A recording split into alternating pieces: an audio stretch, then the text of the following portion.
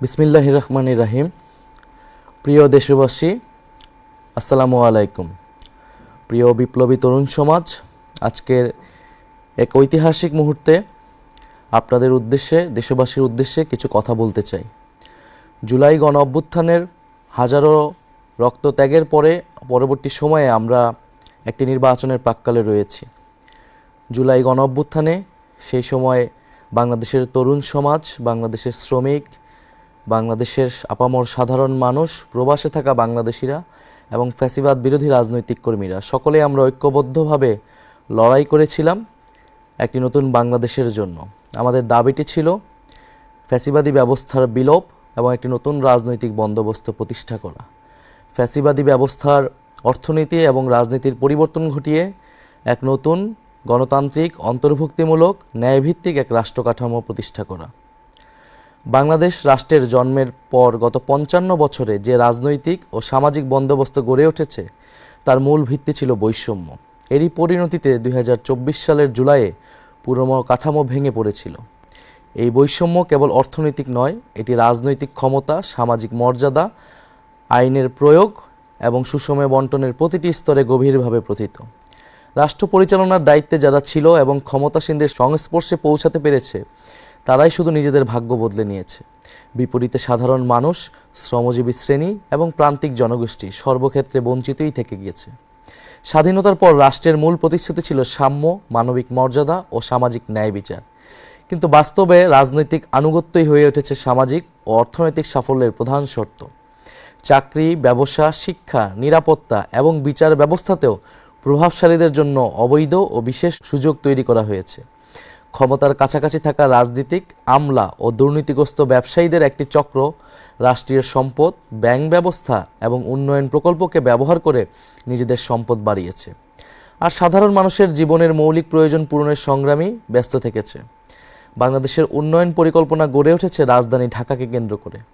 পরিকল্পিতভাবে এই মহানগর ও তার আশেপাশে বসবাসকারী ২ কোটি মানুষের চাহিদা পূরণের লক্ষ্যে বড় বড় সব অবকাঠামো, অর্থনৈতিক সুযোগ সুবিধা, শিক্ষা ও চিকিৎসা ব্যবস্থা গড়ে তোলা হয়েছে। আর এদের মাথার উপরে বসে রাজধানী কেন্দ্রিক একটি ছোট্ট ধনিক শ্রেণী তৈরি হয়েছে, যারা অসৎ উপায়ে রাষ্ট্রীয় সম্পদ নিজেদের মধ্যে ভাগাভাগি করে নিয়েছে। অথচ প্রকৃত উন্নয়ন হলে তা দেশের সব অঞ্চলে সমানভাবে বিস্তৃত হওয়ার কথা ছিল। গ্রাম, মফস্বল, শহর ও দেশের প্রান্তিক জনগোষ্ঠীর উন্নয়নের আকাঙ্ক্ষিত জনদাবি উপেক্ষিতই রয়ে গিয়েছে। এই বৈষম্যমূলক ব্যবস্থার বিরুদ্ধেই জুলাই বিপ্লব ছিল একটি গণবিদ্রোহ, যার লক্ষ্য ছিল পুরনো বন্দোবস্ত ভেঙে ন্যায়ভিত্তিক রাষ্ট্র কাঠামো প্রতিষ্ঠা করা। কিন্তু পুরনো ব্যবস্থার সুবিধাভোগীরা আবারও পূর্বেকার দুর্নীতিগ্রস্ত, বেইনসাফের বৈষম্যমূলক কাঠামো ফিরিয়ে আনতে পূর্ণ রাজনৈতিক শক্তি নিয়ে নির্বাচনের মাঠে নেমে পড়েছে। ফ্যাসিস্ট যুগে সংগঠিত গুম, খুন, নির্যাতন, মিথ্যা মামলা ও হামলার বিচার হবে। দীর্ঘ ১৫ বছর ফ্যাসিবাদী শাসনে খুনি হাসিনা গুম, হত্যা, বিনা বিচারে কারাবন্দী, হামলা, নির্যাতন, মিথ্যা মামলা করার ক্ষেত্রে পুরো রাষ্ট্রযন্ত্রকে ব্যবহার করেছে।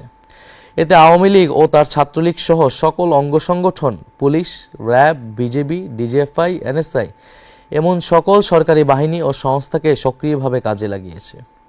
তার এই অপকর্মে ব্যবহৃত হয়েছে জনপ্রশাসন, বিচার বিভাগ, সশস্ত্র বাহিনী সহ রাষ্ট্রের সকল প্রতিষ্ঠান।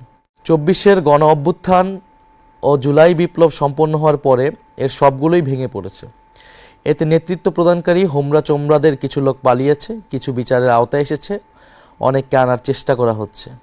বহু সামরিক, বেসামরিক আমলা ও বিচারক এখনও কর্মে নিয়োজিত রয়েছে। জুডিশিয়ারি, সিভিল সার্ভিস ও পুলিশ বিভাগের শীর্ষ নেতৃত্ব ভেঙে পড়লেও ডিফেন্স সার্ভিস এখনও অটুট রয়েছে। তবে হাজার হাজার খুনি, লুটেরা, অপরাধীদের সেনানিবাসে আশ্রয় নেওয়া, সেখান থেকে নিরাপদে দেশান্তরিত হওয়া, কর্মস্থল থেকে কিছু জেনারেলের পালিয়ে যাওয়া, অবসরপ্রাপ্তদের বহির্রাষ্ট্রে আশ্রয় নেওয়া ইত্যাদি আমাদের জন্য ছিল অনাকাঙ্ক্ষিত। আমরা স্পষ্ট ঘোষণা দিচ্ছি, বিভিন্ন বাহিনীর ভেতরে গুম, খুন, নির্যাতন, দুর্নীতি ও লুটপাটের সঙ্গে জড়িত লুকিয়ে থাকা সকল অপরাধীকে শনাক্ত করা হবে। তদন্ত ও বিচার প্রক্রিয়া সম্পন্ন করে প্রকৃত দায়ীদের বিচারের আওতায় এনে শাস্তি বিধান করা হবে। খুনি হাসিনাকে উৎখাত করার পর এই সকল অপরাধীকে গ্রেফতার ও আইনশৃঙ্খলা পরিস্থিতি নিয়ন্ত্রণের জন্য ম্যাজিস্ট্রেসি ক্ষমতা দিয়ে সারা দেশে সশস্ত্র বাহিনীকে নামানো হয়েছে।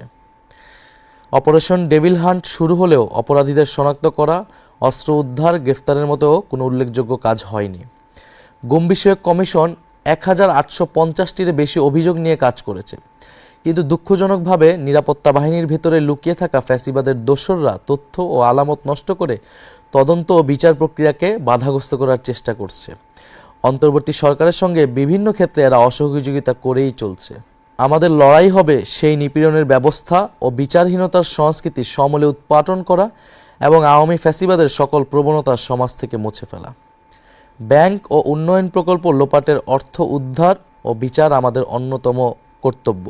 বিগত ফ্যাসিবাদী শাসনামলে বাংলাদেশ থেকে $234 বিলিয়ন বা প্রায় 30 লাখ কোটি টাকা লুটপাট করে বিদেশে পাচার করা হয়েছে। ডক্টর দেবপ্রিয় ভট্টাচার্যের নেতৃত্বে প্রণীত শ্বেতপত্র অনুযায়ী হাসিনা ও তার মদতপুষ্ট আওয়ামী ব্যবসায়ী ও আমলারা এই অর্থ বিদেশে সরিয়ে নিয়েছে, যা দেশের অর্থনীতির জন্য এক ভয়াবহ বিপর্যয় বয়ে এনেছে।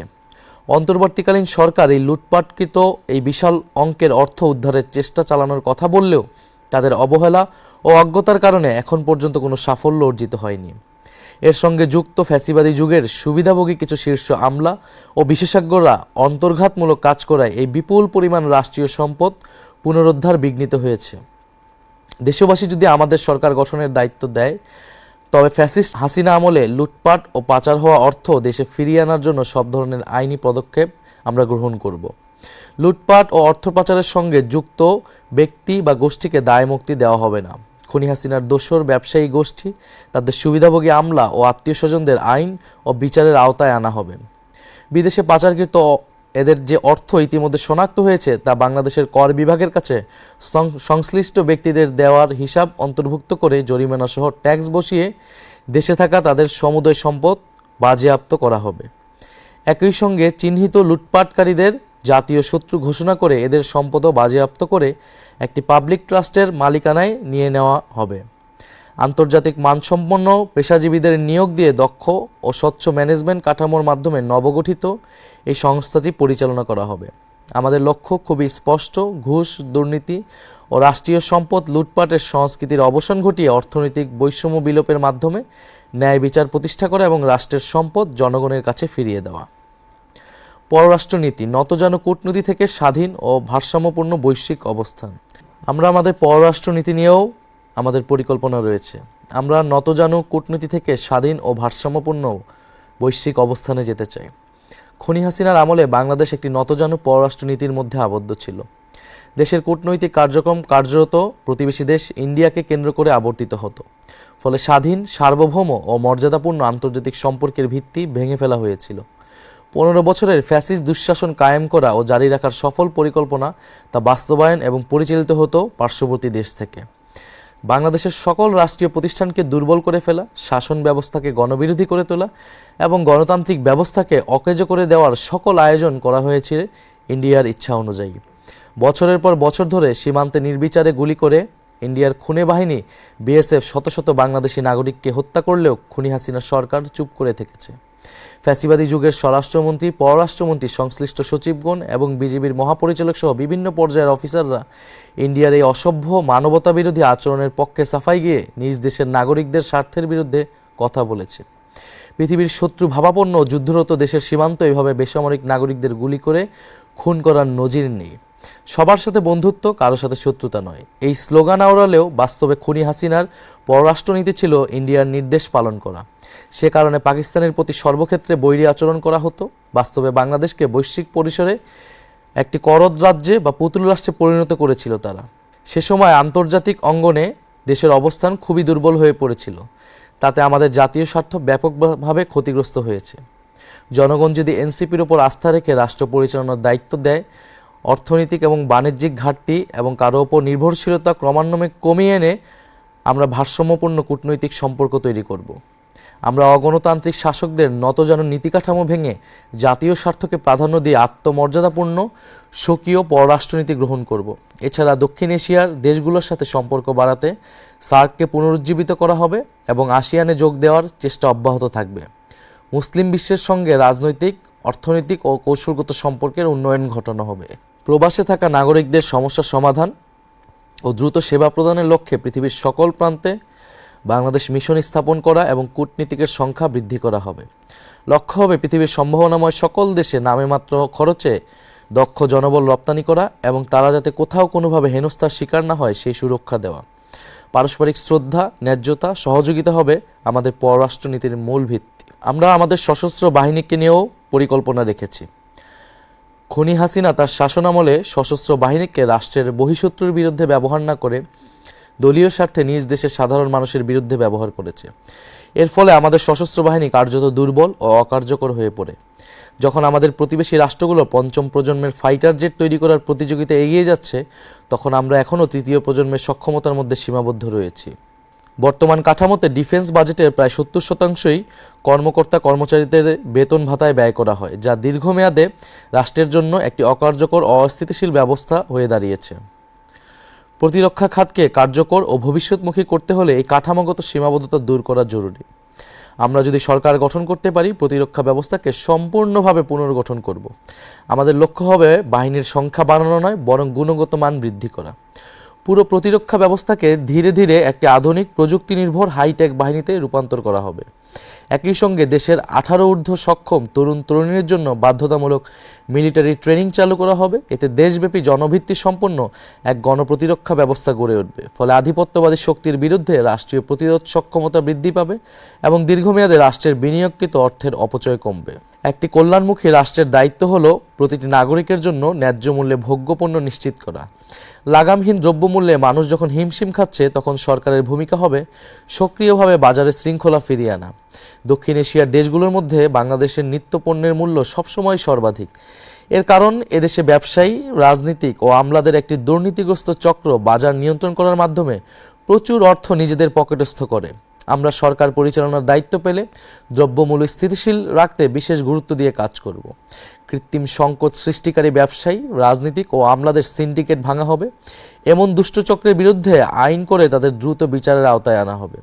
কৃত্রিমভাবে বাজার নিয়ন্ত্রণ, কারসাজি ও অবৈধ মজুতদারি প্রমাণিত হলে অপরাধীরা কঠোর শাস্তির মুখোমুখি হবে।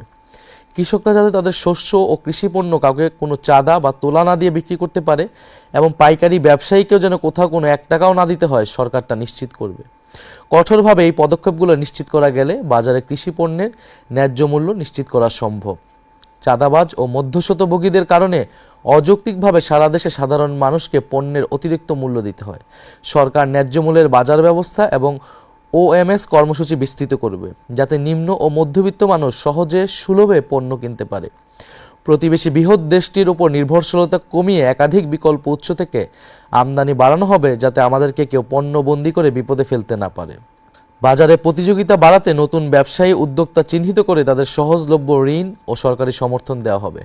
কাঁচা পণ্য সংরক্ষণের জন্য কোল্ড স্টোরেজ, সরবরাহ ব্যবস্থাপনার আধুনিকায়নের জন্য ডিজিটাল বাজার ব্যবস্থা এবং দ্রুত পরিবহন ও এর ব্যয় ন্যায়সঙ্গত করতে কার্যকর ব্যবস্থা নেওয়া হবে।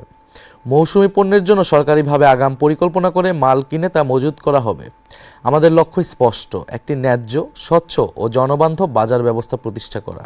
বিগত স্বৈরাচারী সরকারের আমলে বাংলাদেশের পুলিশ বাহিনী কার্যত একটি দলীয় বাহিনীতে পরিণত হয়েছিল। তাদের অত্যাচার ও জুলুমের কারণে মানুষ আওয়ামী লীগ, ছাত্রলীগ ও যুবলীগের মতো পুলিশকেও পুলিশ লীগ নামে ডাকতে শুরু করেছিল। দেশে এমন পরিবার খুঁজে পাওয়া কঠিন যারা তখনকার পুলিশি নির্যাতনের শিকার হয়নি। জুলাই গণ অভ্যুত্থানেও পুলিশ ব্যাপক নৃশংসতা করেছে। আমরা সরকার গঠন করলে জুলাই বিপ্লবের সময় এবং এর পূর্বাপর 15 বছর ধরে যে সকল পুলিশ কর্মকর্তা ও সদস্য হত্যা, নির্যাতন, জুলুম, মিথ্যা মামলা, দস্যুবৃত্তি করে অর্থ লোপাট ও ঘুষ দুর্নীতির সঙ্গে সম্পৃক্ত ছিল, তাদের প্রত্যেককেই বিচারের আওতায় আনা হবে। এমন সকল বিচার সম্পন্ন করার পাশাপাশি বাংলাদেশ পুলিশকে খোলনালচে বদলে পুনর্গঠন করা হবে। দেশ ও জনগণের সেবা হবে পুলিশের একমাত্র মন্ত্র। আইন শৃঙ্খলায় রক্ষায় দলীয় সংকীর্ণ মনোভাবের সংস্কৃতিকে কবর দিয়ে বাহিনীকে জননিরাপত্তার বিশ্বস্ত সহযোগী হিসেবে গড়ে তোলা হবে।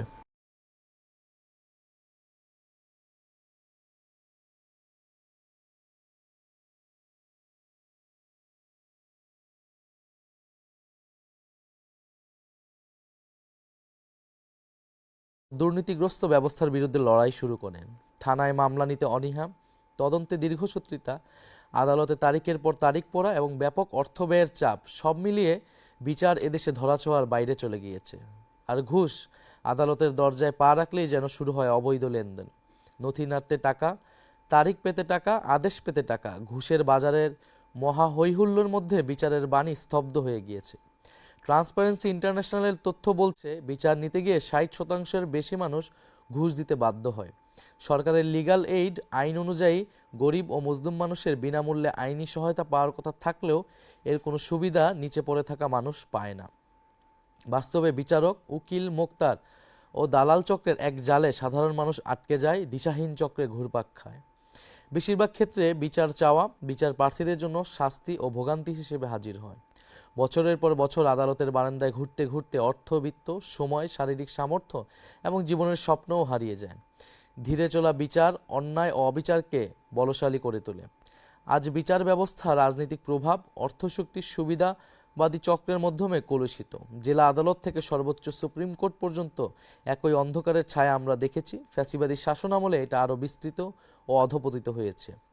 ক্ষমতাসীনদের মামলা দ্রুত নিষ্পত্তি হয়, তাদের ইচ্ছামতো রায়ও জোটে। বিরোধী দলে যারা থাকেন তাদের মামলা বছরের পর বছর ঝুলতে থাকে। ভয়ঙ্কর এই অশুভ চর্চার কারণে বাংলাদেশের বিচার ব্যবস্থা আজ ভেঙে পড়েছে। এরা তাদের সকল গৌরব, মর্যাদা ও বিশ্বাসযোগ্যতা হারিয়ে ফেলেছে। নিম্ন আদালত থেকে সুপ্রিম কোর্ট পর্যন্ত সকল স্তরে ন্যায়পরায়ণ, দক্ষ ও শিক্ষিত বিচারক নিয়োগ করে পুরো বিচার ব্যবস্থাকে ঢেলে সাজাতে হবে। বিচারকের সংখ্যা বহুগুণে বাড়াতে হবে। পুরোপুরি ডিজিটাল ব্যবস্থাপনার আওতায় আনতে হবে। ঘুষ, দুর্নীতি নির্ভর রায় বেচা কেনার চলমান আয়োজন ভেঙে ফেলব আমরা। রাষ্ট্রে ও সমাজে ন্যায় বিচার প্রতিষ্ঠিত হলেই এদেশ এগিয়ে যাবে। এটাই এনসিপির অঙ্গীকার। বাংলাদেশের শাসন ব্যবস্থাকে নতুন করে গড়ে তুলতে হবে। বর্তমান প্রশাসনিক কাঠামো এখনও ব্রিটিশ ঔপনিবেশ সৃষ্ট পুরনো মডেলের উপরে দাঁড়িয়ে আছে, যেখানে ক্ষমতা ভয়াবহভাবে কেন্দ্রীভূত। এদেশের প্রচলিত শাসন সংস্কৃতিতে রাজনীতিক, আমলা, অসাধু ব্যবসায়ী গোষ্ঠী এই কেন্দ্রীভূত ব্যবস্থাকে ধরে রেখেছে। ফলে ঢাকার অনুমোদন ছাড়া স্থানীয় পর্যায়ে কোনো সিদ্ধান্তই বাস্তবায়ন হয় না, যা উন্নয়নের গতি বাধাগ্রস্ত করে এবং জনগণের প্রয়োজন উপেক্ষিত থাকে। খাদ্য, কৃষি, বস্ত্র, গৃহায়ন, ভূমি ব্যবস্থাপনা, শিক্ষা ও প্রশিক্ষণ, স্বাস্থ্যসেবা, সমাজ কল্যাণ, পরিবেশ ও দুর্যোগ ব্যবস্থাপনা, নারী শিশু উন্নয়ন এবং স্থানীয় অবকাঠামোগত সেবার মতো অধিকাংশ দায়িত্ব উপজেলা পর্যায়ে হস্তান্তর করা হলে সিদ্ধান্ত গ্রহণে ধীরগতি কমবে। স্থানীয় জনগণের চাহিদা অনুযায়ী কর্মসূচি নেওয়া ও তা বাস্তবায়ন হবে এবং জনগণ সেবা পাবে। কেন্দ্রীয় সরকার মূলত প্রতিরক্ষা, পররাষ্ট্রনীতি এবং জাতীয় অবকাঠামোর মতো বড় বিষয়গুলো পরিচালনা করবে। অন্যদিকে উপজেলা ও পৌর প্রশাসন জনগণের দৈনন্দিন সেবা নিশ্চিত করবে। এমনটি উন্নত দেশগুলোর প্রশাসনিক কাঠামোতে চালু আছে। জনপ্রতিনিধি ব্যবস্থাকে কার্যকর করতে উপজেলা ও ইউনিয়ন পর্যায়ে নির্বাচিত নেতাদের প্রকৃত ক্ষমতা দেওয়া হবে এবং কঠোর জবাবদিহিতার আওতায় আনা হবে। প্রতিটি স্তরে অবাধ ও সুষ্ঠু নির্বাচন নিশ্চিত করা হবে। যে কোনো পর্যায়ের স্থানীয় সরকারের চেয়ারম্যান পদে প্রার্থী হতে হবে ন্যূনতম স্নাতক পাস যোগ্যতা সম্পন্ন।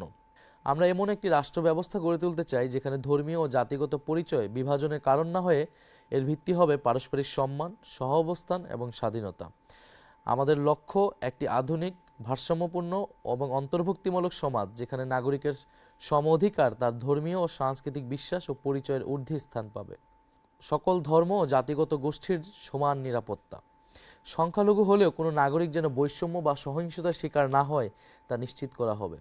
আইন প্রয়োগের ক্ষেত্রে রাষ্ট্র নিরপেক্ষ থাকবে। ধর্মীয় বা জাতিগত পরিচয়ের কারণে কোনো বিভেদ বা বৈষম্য মেনে নেওয়া হবে না। আমাদের স্বপ্ন এমন একটি বাংলাদেশ গড়ে তোলা যেখানে মানুষ তার ধর্ম, বর্ণ বা জাতিগত পরিচয়ে নয়, বরং মানুষ হিসেবেই এবং নাগরিক হিসেবেই মূল্যায়িত হবে। ভারসাম্যপূর্ণ রাষ্ট্র ব্যবস্থা। বাংলাদেশ কখনোই আফগানিস্তান হবে না, এটা বাংলাদেশই থাকবে। অনুকরণীয় হতে পারে মালয়েশিয়া বা তুরস্কের মতো ধর্মানুরাগী উদারনৈতিক সমাজ। ধর্ম থাকবে ব্যক্তিগত বিশ্বাস ও সামাজিক সাংস্কৃতিক চর্চার জায়গায়, আর রাষ্ট্র পরিচালিত হবে আইন, ন্যায় বিচার ও ইনসাফের ভিত্তিতে। ধর্মের মূল্যবোধ এবং নৈতিকতা রাষ্ট্র পরিচালনার ক্ষেত্রে সহায়ক হতে পারে। পোশাকের স্বাধীনতা নিশ্চিত করা। প্রত্যেক নাগরিক নিজের বিশ্বাস, সংস্কৃতি ও ব্যক্তিগত পছন্দ অনুযায়ী পোশাক নির্বাচন করার পূর্ণ স্বাধীনতা ভোগ করবেন। একজন ধর্মবিশ্বাসী নারী যেমন হিজাব বা বোরকা পরতে পারবেন, তেমনি অন্য সকলে যেভাবে আধুনিক পোশাক পরেন তা পরিধানের পূর্ণ স্বাধীনতা থাকবে। নাগরিকের ব্যক্তিগত পছন্দই অগ্রগণ্য হবে। রাষ্ট্র কোনো বিশেষ জীবনধারা আরোপ করবে না, ব্যক্তি স্বাধীনতার সুরক্ষা নিশ্চিত করবে। ভয় ছড়ানোর অপরাজনীতি মোকাবেলা। দেশটা চরমপন্থায় চলে যাচ্ছে বলে একটি মহল আজ আবার নতুন করে আতঙ্ক ছড়াচ্ছে। রাষ্ট্রীয় ক্ষমতার বাইরে ছিটকে পড়া কায়েমি স্বার্থবাদী মহল অচল হয়ে যাওয়া সেই সকল কথা নতুন মোড়কে উপস্থাপন করছে। আমরা বিশ্বাস করি বাংলাদেশের সমাজ সহনশীল এবং বহুত্ববাদী। ঘৃণাবিরোধী নীতি ও সামাজিক সম্প্রীতি, ধর্মীয় বিদ্বেষ, জাতিগত ঘৃণা বা উস্কানিমূলক প্রচারণার বিরুদ্ধে কার্যকর আইনি ও সামাজিক উদ্যোগ নেওয়া হবে। শিক্ষা, সাংস্কৃতিক কর্মকাণ্ড, গণমাধ্যমে পারস্পরিক শ্রদ্ধা, সম্মান ও সহনশীলতার মূল্যবোধ প্রচার করা হবে। নারীর অধিকার শতভাগ নিশ্চিত করাই হবে অন্যতম প্রধান অঙ্গীকার। আমরা বিশ্বাস করি কর্মক্ষেত্রে, শিক্ষাঙ্গন, যানবাহন, জনসমাগমস্থল, এমনকি ঘরের ভেতরেও নারীর নিরাপত্তা নিশ্চিত করতে হবে। সরকারি চাকরি, রাজনীতি, জাতীয় সংসদ, স্থানীয় সরকার সহ সকল পর্যায়ে নারীদের যৌক্তিক অংশগ্রহণের সুযোগ অবারিত করা হবে। গৃহস্থলে সহিংসতা, যৌন হয়রানি সহ সকল ধরনের নারী নির্যাতনের ক্ষেত্রে জিরো টলারেন্স নীতি গ্রহণ করা হবে। অতীতের অনুসরণযোগ্য দৃষ্টান্ত রয়েছে। সরকারের অ্যাসিড নিক্ষেপের মতো ভয়ঙ্কর ঘটনা কঠোর আইনের মাধ্যমে নিয়ন্ত্রণ আনতে সক্ষম হয়েছে। অতীতের অনুসরণযোগ্য দৃষ্টান্ত রয়েছে। সরকার অ্যাসিড নিক্ষেপের মতো ভয়ঙ্কর ঘটনা কঠোর আইনের মাধ্যমে নিয়ন্ত্রণে আনতে সক্ষম হয়েছে। তেমনি নারী সুরক্ষার ক্ষেত্রেও প্রান্ত থেকে কেন্দ্র পর্যন্ত প্রচলিত আইনগুলোর কঠোর প্রয়োগ করা গেলে এমন অপরাধ কমে যাবে। নারী নির্যাতনের বিরুদ্ধে জনপ্রতিরোধের সংস্কৃতি গড়ে তোলা প্রয়োজন। নারীদের প্রতি হওয়া সাইবার বুলিংয়ের বিরুদ্ধে আমরা কঠোর পদক্ষেপ গ্রহণ করব। নারীদের উচ্চশিক্ষার জন্য আমরা আরও উদ্যোগ গ্রহণ করব এবং নারীরা যাতে রাজনীতিতে আরও সুযোগ পায় সে ধরনের ব্যবস্থা গ্রহণ করা হবে, যেটা অলরেডি জুলাই সনদে আমাদের প্রস্তাবনায় ছিল। অন্য রাজনৈতিক দলগুলোর সহযোগিতা না থাকার কারণে আমরা সেটা এবার বাস্তবায়ন করতে পারিনি। স্বাস্থ্য ও চিকিৎসা, ভবন আছে, ডাক্তার আছে, সেবা নেই। খাতা কলমে উন্নয়নের গল্প যতই শোনা যাক, বাস্তবতা সম্পূর্ণ ভিন্ন। কাগজে কলমে দেশে ডাক্তার, নার্সের অভাব নেই, হাসপাতাল, ক্লিনিকেরও কমতি নেই। বড় বড় ভবন আছে, ঝকঝকে আধুনিক যন্ত্রপাতিও আছে, কিন্তু সাধারণ মানুষ কি সেই সেবা পাচ্ছে? না, তা অধরাই থাকছে। কারণ স্বাস্থ্যখাত প্রাতিষ্ঠানিক লুটপাটের সংস্কৃতির কাছে জিম্মি হয়ে গেছে, যা চিকিৎসা সেবার মতো মহান পেশাকেও ভয়ঙ্কর এক পণ্যে পরিণত করেছে। সরকারি হাসপাতালের গেট থেকে কাউন্টার, সর্বত্র ফাঁদের জাল। সরকারি হাসপাতালের গেট পেরোলেই রোগীকে ঘিরে ধরে দালাল চক্র। যে দেশে বিনামূল্যে চিকিৎসার কথা বলা হয়, সেখানে ট্রলি ঠেলতে কিংবা ওয়ার্ডে একটি সিট পেতেও গরিব মানুষকে টাকা গুনতে হয়। হাসপাতালে কেন্দ্র থেকে কোটি টাকার ওষুধ যায়, অথচ কাউন্টারে গিয়ে রোগী শুনে সাপ্লাই নেই। সেই ওষুধই পেছনের দরজা দিয়ে বাইরে বিক্রি হয়ে যায়। একজন রোগী যখন বাঁচার আশায় হাসপাতালে আসেন, তখন চিকিৎসার বদলে শুরু হয় টেস্ট বাণিজ্য।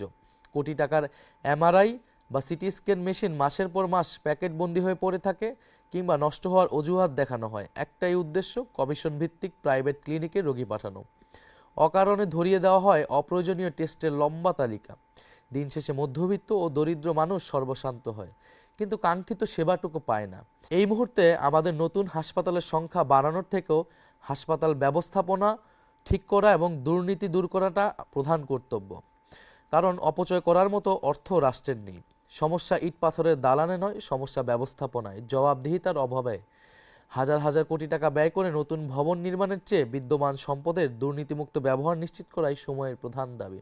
অচলায়তন ভাঙার কঠোর সিদ্ধান্ত। এই অচল ব্যবস্থা ভাঙতে আমরা কঠোর সিদ্ধান্ত নিতে চাই। সরকারি চাকরিতে নিয়োজিত কোনো ডাক্তার, নার্স বা স্বাস্থ্যকর্মী বাইরের প্রাইভেট প্র্যাকটিস করতে পারবেন না। জনগণকে নিশ্চিত করতে চাই দেশের সেরা স্পেশালিস্ট চিকিৎসকেরা দিনের কাজ শেষে সরকারি হাসপাতালেই বসে সরকার নির্ধারিত ভিজিট নিয়ে রোগী দেখার ব্যবস্থা করবে। সরকারি সম্পদ লুটপাটের এই সংস্কৃতি আমরা ভেঙে ফেলতে চাই। আমরা এমন একটা স্বাস্থ্য ব্যবস্থা গড়ে তুলতে চাই যেখানে চিকিৎসা শব্দের অর্থ হবে সেবা নিশ্চিত করা।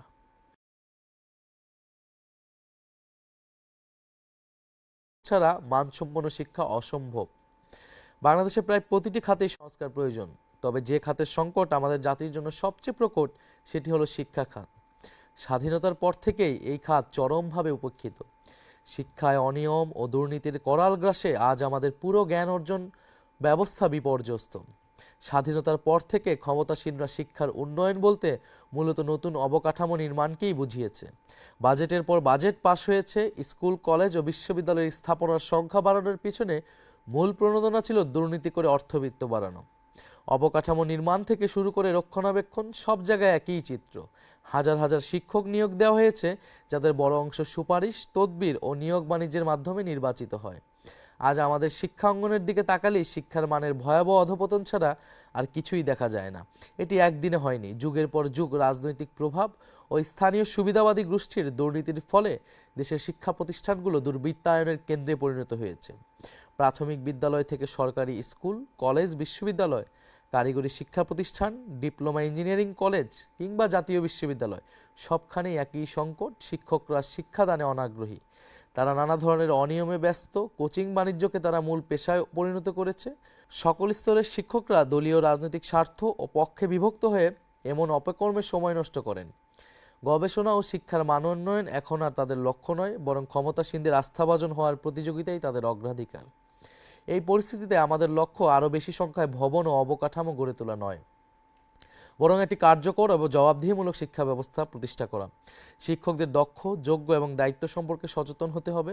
শিক্ষকদের বেতন, ভাতা ও সুবিধা বৃদ্ধি করে একে মর্যাদাপূর্ণ পেশায় পরিণত করা হবে। তবে একই সঙ্গে তাদেরকে কঠোর তদারকির আওতায় নিয়ে আসা হবে। দায়িত্বশীল ও যোগ্য শিক্ষকদের পুরস্কৃত করা হবে, আর দায়িত্বে অবহেলাকারীদের তাৎক্ষণিক চাকরিচ্যুতির ব্যবস্থা প্রবর্তন করা হবে। আমাদের নতুন বন্দোবস্তে এমন এক শিক্ষা সংস্কার হবে যেখানে উন্নয়ন মানে নতুন ভবন ও অবকাঠামো বাড়ানো নয়, বরং বিদ্যমান শিক্ষা প্রতিষ্ঠানগুলোকে সত্যিকার অর্থে মানসম্মত শিক্ষা প্রদানের কেন্দ্র হিসেবে গড়ে তোলা। শিক্ষা ব্যবস্থার গুরুত্বপূর্ণ একটি অংশ হচ্ছে মাদ্রাসা ব্যবস্থা। আমরা কওমি এবং আলিয়া উভয় প্রকার মাদ্রাসা ব্যবস্থার আধুনিকায়ন এবং সেটাকে আরও সামনের দিকে যাতে এগিয়ে যেতে পারে সেই ধরনের ব্যবস্থা আমরা গ্রহণ করব। কৃষি উন্নয়ন, কৃষকের ন্যায্য অধিকার নিশ্চিত করে খাদ্য নিরাপত্তার নতুন ভিত্তি, সার, বীজ সহ বিভিন্ন কৃষি উপকরণ বিতরণ ব্যবস্থা সরকার নিয়ন্ত্রণ করে। কিন্তু স্থানীয় পর্যায়ের লুটেরা গোষ্ঠীর কারণে এসব উপকরণ অনেক সময় প্রকৃত ও প্রান্তিক কৃষকের কাছে পৌঁছায় না। আমরা নিশ্চিত করব যাতে কোনো সিন্ডিকেট বা লুটেরা গোষ্ঠী সার ও বীজ বাজারজাতকরণের কর্তৃত্ব নিজেদের হাতে নিয়ে কৃষকদের কাছ থেকে অধিক মূল্য আদায় করতে না পারে। বাংলাদেশি কৃষকদের জন্য কৃষি ঋণের ব্যবস্থা রয়েছে। এক্ষেত্রে বিশেষায়িত বাংলাদেশ কৃষি ব্যাংক ও রাজশাহী কৃষি উন্নয়ন ব্যাংকের মতো দুইটি সরকারি প্রতিষ্ঠানও রয়েছে। কিন্তু অত্যন্ত দুঃখজনক বাস্তবতা হলো অনেক ক্ষেত্রেই প্রকৃত কৃষক কৃষানীদের কাছে এই ঋণ পৌঁছায় না। কৃষি ঋণ নিতে গেলে জমির দলিল, আইডি কার্ড ও নানা কাগজপত্রের নামে কৃষকদের হয়রানির শিকার হতে হয়। ঋণের অর্থ পেতে কর্মকর্তাদের ঘুষ দিতে বাধ্য করা হয়। এই জটিলতা ও অনিয়মের কারণে প্রকৃত কৃষক সমাজ কৃষি ঋণ থেকে বঞ্চিত হয়ে পড়ে। এনসিপি সরকার গঠনের সুযোগ পেলে অথবা সরকারের অংশীদার হলে ঋণ প্রক্রিয়ায় কাগজপত্রের নামে সব ধরনের হয়রানি ও অনিয়ম বন্ধ করা হবে। কৃষি ঋণ সহজলভ্য করা হবে ইনশাল্লাহ। এদেশের কৃষকরাই সবচেয়ে বেশি অবহেলিত। তারা নিজেদের উৎপাদিত ফসলের ন্যায্য মূল্য পাচ্ছেন না। বাজারে যখন 1 কেজি সবজির দাম আকাশ ছোঁয়া, তখন মাঠ পর্যায়ে কৃষক সেই একই পণ্য বিক্রি করছেন পানির দরে। সারের দাম বৃদ্ধি, কৃষকের মজুরি এবং হাড় ভাঙা পরিশ্রমের পরে লাভের বদলে তাদের ঘাড়ে ঋণের বোঝা চাপে। অনেক ক্ষেত্রে হতাশায় আক্রান্ত কৃষক কখনো কখনো নিজের ফসল নষ্ট করে ফেলতে বাধ্য হন। এটি শুধু ফসলের অপচয় নয়, এটি আমাদের জাতীয় অর্থনীতির জন্য লজ্জাজনক বাস্তবতায় পরিণত হয়েছে। অন্যদিকে সাধারণ মধ্যবিত্ত ও নিম্নবিত্ত মানুষের জন্য নিত্যপণ্য কেনা দিন দিন কঠিন হয়ে উঠছে। এই অতিরিক্ত অর্থ কৃষক পাচ্ছেন না। মাঝপথ নিয়ন্ত্রণকারী অসাধু সিন্ডিকেট বাজার নিয়ন্ত্রণ করছে। অসাধু সিন্ডিকেট এই বাজার নিয়ন্ত্রণ করছে। একদিকে কৃষক ন্যায্য মূল্য থেকে বঞ্চিত, অন্যদিকে ভোক্তাকে উচ্চ মূল্যে চাপ সহ্য করতে হচ্ছে। আর মাঝখানে মধ্যস্বত্বভোগীরা, রাজনৈতিক টাউট, চাঁদাবাজ, সন্ত্রাসী ও আইনশৃঙ্খলা বাহিনীর অসৎ সদস্যরা মুনাফা লুটছে। এই চক্র কৃত্রিম সংকট তৈরি করে বাজারকে জিম্মি করেছে। মূল সমস্যা ত্রুটিপূর্ণ বিতরণ ব্যবস্থা। সরাসরি বাজারজাতকরণের সুযোগ না থাকায় কৃষকরা এই ব্যবস্থার হাতে বন্দী। প্রান্তের ক্ষেত থেকে কেন্দ্রের বাজার পর্যন্ত দখল করে থাকা এই দুর্নীতির শৃঙ্খল ভেঙে ফেলা হবে। বিদ্যুৎ ও জ্বালানি খাতে রাষ্ট্রীয় সম্পদ লুণ্ঠনের মহা উৎসব। আপনারা জানেন, গত বছর খুনি হাসিনার কুখ্যাত দায়মুক্তি আইন বাতিল করা হয়েছে। কিন্তু দুর্ভাগ্যজনক বাস্তবতা হলো, আইন বাতিল হলেও সেই আইনের অধীনে করা দাসত্বের চুক্তিগুলো এখনও আমাদের অর্থনীতি ও জনগণের রক্ত চুষে যাচ্ছে। এখনও এই লুটেরাদের হাতে বছরে $5 বিলিয়ন অর্থাৎ 63,000 কোটি টাকা তুলে দিতে হচ্ছে। খুনি হাসিনা সরকার চুক্তিগুলো এমনভাবে সাজিয়েছিল যেন বিদ্যুৎ উৎপাদন না করলেও তার সমর্থক গোষ্ঠীর পকেট ভরতে থাকে। গত 18 মাসে আমলাতান্ত্রিক জটিলতা ও আইনি মারপ্যাচের কারণে সেই চক্র ভাঙা সম্ভব হয়নি। বছরের পর বছর দেশবিরোধী নীতি, অস্বচ্ছ চুক্তি এবং প্রাতিষ্ঠানিক দুর্নীতি বিদ্যুৎ ও জ্বালানি খাতকে জনগণের উপর বোঝায় পরিণত করেছে। বিদ্যুৎ উৎপাদন না করলেও এই বাটপারদের টাকা দিতে হচ্ছে রাষ্ট্রকে। লুটপাটের এই ব্যবস্থাকে ভদ্র ভাষায় বলা হয় ক্যাপাসিটি চার্জ। দেশ বিদ্যুৎ না কিনলেও কোটি কোটি টাকা পরিশোধ করছে। আমরা স্পষ্টভাবে বলতে চাই, জনগণের ট্যাক্সের টাকায় অনুৎপাদিত ও অব্যবহৃত বিদ্যুতের জন্য এই সকল দেশবিরোধী কোম্পানিকে আর কোনো অর্থ দেওয়া হবে না। জনগণের স্বার্থবিরোধী সব অসম চুক্তির পুনর্মূল্যায়ন করা হবে। গ্যাস ও বিদ্যুৎ খাতে অবৈধ সংযোগ বন্ধ করা সহ জরুরি পদক্ষেপ নিয়ে সিস্টেম লস কমানো হবে। আমাদের বঙ্গোপসাগরে তেল গ্যাস উত্তোলনের নামে বছরের পর বছর নাটক হয়েছে। আমরা সেই নাটকের ইতি টানতে চাই। আমরা সরকার পরিচালনার দায়িত্ব পেলে সমুদ্র সীমানায় থাকা তেল গ্যাস উত্তোলনের উদ্যোগ গ্রহণ করব। দীর্ঘমেয়াদে দেশের বিদ্যুৎ ও জ্বালানি নিরাপত্তা নীতি প্রণয়ন ও ব্যবস্থা গড়ে তোলা হবে এনসিপির অন্যতম লক্ষ্য। কর্মসংস্থান, ন্যায্য মজুরি ও প্রবাসী শ্রমিকদের স্বার্থ অগ্রাধিকার পাবে। দেশে নির্বাচন এলেই বেকারদের নিয়ে নানা ধরনের তামাশা শুরু হয়। কেউ বেতার ভাতার প্রতিশ্রুতি দেয়, কেউ নতুন কর্মসংস্থানের কথা বলে, কিন্তু বেকারত্বের মূল কারণ কি এবং কিভাবে এই সংকটের সহনীয় সমাধান সম্ভব তা নিয়ে আলোচনা হয় না। বাংলাদেশে বেকারত্বের প্রধান কারণ হলো জনশক্তির তুলনায় যথেষ্ট কর্মসংস্থানের অভাব। কর্মসংস্থান সৃষ্টি না হওয়ার অন্যতম কারণ হলো খুবই অবান্ধব বা বৈরী বিনিয়োগ নীতি ও আচরণ। ক্ষমতাসীন রাজনীতিক, সরকারি কর্মকর্তা, কর্মচারীরা ঘুষ ও ব্যক্তিগত ফায়দা ছাড়া বিনিয়োগে ব্যাপক বাধা বিপত্তি সৃষ্টি করে কর্মসংস্থানের সম্ভাবনাকে আটকে দেয়। শিল্প কারখানায় জ্বালানি সরবরাহ বাধাগ্রস্ত করে ও কাঁচামালের সংকট সৃষ্টি করে বিনিয়োগকারীদের বিমুখ করা হয়। ফলে নতুন শিল্প কলকারখানা গড়ে ওঠে না। এতে অর্থনৈতিক প্রবৃদ্ধির সম্ভাবনা ক্ষতিগ্রস্ত হয়। আমাদের প্রধান লক্ষ্য হবে বাংলাদেশকে দক্ষিণ এশিয়ার সবচেয়ে বিনিয়োগ বান্ধব রাষ্ট্রে পরিণত করা, যাতে দেশি ও বিদেশি বিনিয়োগকারীদের আস্থা ফিরে আসে, যে কোনো বিনিয়োগ সহজতর হয়। একই সঙ্গে বিদ্যমান শিল্প খাতকে সুরক্ষা দিতে হবে, যাতে একটিও শিল্প কারখানা বন্ধ না হয় এবং আরও নতুন কর্মসংস্থানের সুযোগ তৈরি হয়। প্রতি বছর লক্ষ লক্ষ মানুষ কর্মসংস্থানের আশায় বিদেশে পাড়ি জমায়, কিন্তু বিদেশে যেতে মানুষকে জমি জমা বা বাড়িঘর বিক্রি করে বিপুল অর্থের যোগান দিতে হয়। বাংলাদেশ থেকে অভিবাসনের খরচ ভারত, নেপাল বা শ্রীলঙ্কার তুলনায় ৫-৬ গুণ বেশি। এর পিছনে রয়েছে রাজনৈতিক দল ও আমলাদের সমর্থিত ভুল নীতি ও খুবই সক্রিয় একটি মাফিয়া চক্র। এরা কৃত্রিমভাবে ভিসা সংকট, অভিবাসনের পথে নানা জটিলতা এবং উড়োজাহাজ ভাড়াসহ পুরো প্রক্রিয়াকে নিয়ন্ত্রণ করে ইচ্ছামতো অর্থ আদায় করছে। এনসিপি সরকার গঠনের সুযোগ পেলে এই দুষ্ট সিন্ডিকেট ভেঙে প্রবাসে যাওয়া সহজ, স্বচ্ছ ও সাশ্রয়ী করা হবে। আমাদের লক্ষ্য বিদেশে যেতে ইচ্ছুক মানুষ যেন স্বল্প সময়ে এবং কম খরচে নিরাপদে বেরিয়ে যেতে পারে। দেশের বর্তমান যোগাযোগ ব্যবস্থায় বিদ্যমান বিশৃঙ্খলা, যানজট ও অনিয়ম দূর করে একটি নিরাপদ, সুশৃঙ্খল ও মানবিক পরিবহন ব্যবস্থা গড়ে তোলাই আমাদের মূল লক্ষ্য। আমরা সরকার পরিচালনার দায়িত্ব পেলে কোনো মন্ত্রী বা উচ্চপদস্থ কর্মকর্তার চলাচলের জন্য রাস্তা বন্ধ রাখা হবে না। জনগণের ট্যাক্সের টাকায় নির্মিত সড়কে সাধারণ মানুষের চলাচলের অধিকার অগ্রগণ্য হবে। জরুরি সেবা, বিশেষ করে অ্যাম্বুলেন্স ও ফায়ার সার্ভিস পাবে সর্বোচ্চ অগ্রাধিকার। সরকারি কর্মকর্তাদের জন্য আলাদা পরিবহন ব্যবস্থা থাকবে না, সকলকে সাধারণ জনপরিবহন ব্যবহার করতে হবে। মন্ত্রীদের কমপক্ষে সপ্তাহে 1 দিন এবং সচিবদের কমপক্ষে সপ্তাহে 2 দিন জনপরিবহনে চলাচল করতে হবে। রাষ্ট্র পরিচালনায় দায়িত্বশীলদের জনজীবনের বাস্তবতা অনুভব করতে হবে। এটাই হবে সরকারের নতুন সংস্কৃতি প্রতিষ্ঠার কর্মসূচি। আধুনিক বাস সার্ভিস চালু সহ অন্যান্য পরিবহন ব্যবস্থায় সরকারি বিনিয়োগ অগ্রাধিকার পাবে। প্রতিটি রুটে মানসম্মত গণপরিবহন নিশ্চিত করা হবে, যাতে সাধারণ মানুষের সময় ও খরচ সাশ্রয় হয়। ছাত্রছাত্রী ও প্রতিবন্ধী ও প্রবীণ নাগরিকদের জন্য পরিবহনে বিশেষ ছাড় এবং সংরক্ষিত আসনের ব্যবস্থা কঠোরভাবে নিশ্চিত করা হবে। যান্ত্রিক ত্রুটিযুক্ত যানবাহন রাস্তা থেকে অপসারণ করা এবং স্বচ্ছ ও দুর্নীতিমুক্ত প্রক্রিয়ায় ড্রাইভিং লাইসেন্স প্রদান করা হবে। পরিবহন খাতে অবৈধ চাঁদাবাজি ও কালোবাজারি কঠোর হাতে দমন করে ন্যায্য ভাড়া নিশ্চিত করা হবে। টিকিটিং ব্যবস্থাকে স্বচ্ছ ও দুর্নীতিমুক্ত করা হবে, যাতে সাধারণ মানুষের জন্য ট্রেন ভ্রমণ সহজলভ্য হয়। বিমান ভাড়ার ক্ষেত্রে নিলামভিত্তিক অস্বচ্ছ ব্যবস্থা বন্ধ করা হবে। আমাদের সমাজটাকে সুন্দর করে গড়ে তুলতে হলে সকল মানুষকে শৃঙ্খলা, নিরাপত্তা, অন্যের সুবিধা অসুবিধার বিষয়ে সংবেদনশীল হতে হবে। জীবনের ঝুঁকি নিয়ে চলাফেরা করা, যেখানে সেখানে রাস্তা পারাপার করার সংস্কৃতি থেকে সমাজকে বের করে আনতে হবে।